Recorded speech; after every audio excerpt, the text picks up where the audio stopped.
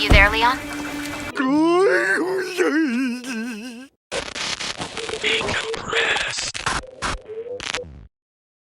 To not many surprise, Leon Kennedy's involvement in Resident Evil Requiem was finally disclosed at the Game Awards. Despite this, it was still quite the reaction to see his involvement demystified. Leon being back in the saddle was long overdue. While he's been the poster boy for the recent Resident Evil remakes and the CG movies, he hasn't been in a mainline Resident Evil game since RE6. Which was nearly 15 years ago. The trailer also revealed that the creepy guy who has been heavily speculated about since his debut isn't Oswald Spencer, nor is it the wild but fun speculation of him being Leon, but rather a man named Victor Gideon who had ties to Umbrella. His design is sick, and I mean that in both ways. He seems like a walking, talking corpse that isn't a T-virus infected zombie. His design is super macabre with a distinctive sinister but calm voice. Miss Ashcroft. Well, until he yells. Nice! Gideon is shaping up to be a compelling villain with what we know so far, that is, if he'll serve as head honcho bad guy numero uno, but who knows what duplicity could be in store. The wool was pulled over our eyes in Village, but since Koshi Nakanishi is back in the director chair, it could mean a more intimate adventure. But with prior rumors of this being open world in the past, I could be eating crow.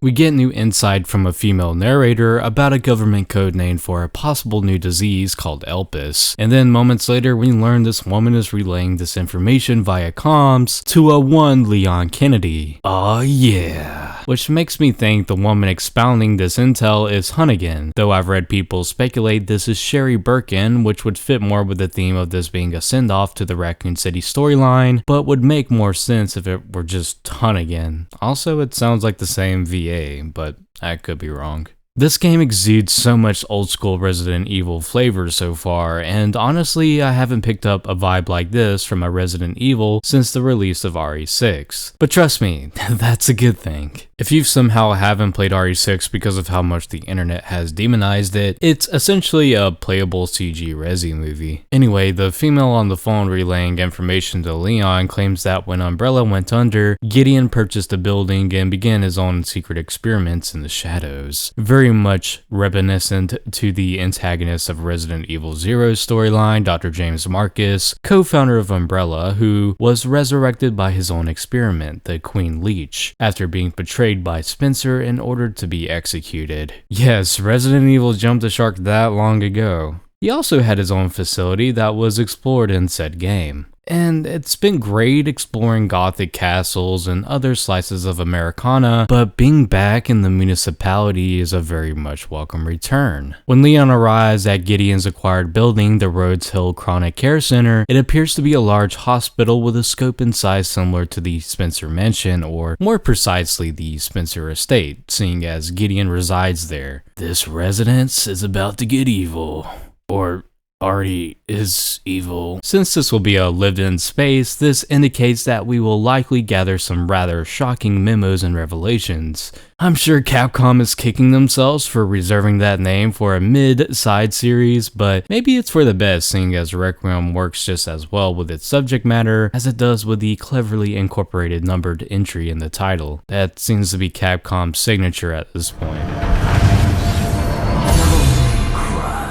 Needless to say, Leon looks awesome here. They somehow coalesce all of his face models into one for the ultimate design. I know it seems pedantic, but it's crucial to land the right face for these legacy characters.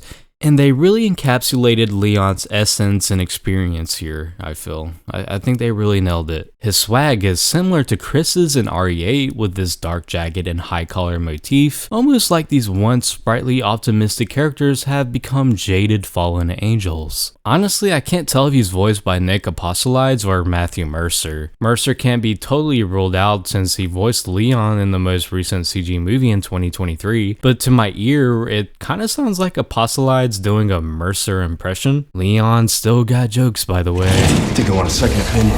And his melee weapon of choice besides his boots is an axe that will most likely be used for parrying, as the combat knife served in RE4 Remake, especially if we are to glean from the UI shown here with this durability bar. This little gameplay montage put some people's worries to bed about if this Resident Evil would have any combat, or heavy combat I should say. It looks to be based off RE4 Remake's foundation. RE9 will blend more traditional survival horror elements with Grace's gameplay, sort of like Ashley's segments in RE4, and horror action segments with Leon, having the best of both worlds. Looks like RE fans will finally have their cake and eat it too, it seems. You can even change player perspective, which is a nice inclusion. Wonder how Leon's gameplay will look in first person if this option isn't only reserved for Grace's sections. Regardless of that, Requiem is looking to potentially be one of the best Resident Evil titles. It admittedly got me all giddy when I saw it. Could some legacy characters be laid to rest? Could this game mark the closing of a chapter in this nearly 30-year-old saga? I guess we'll find out in the coming months.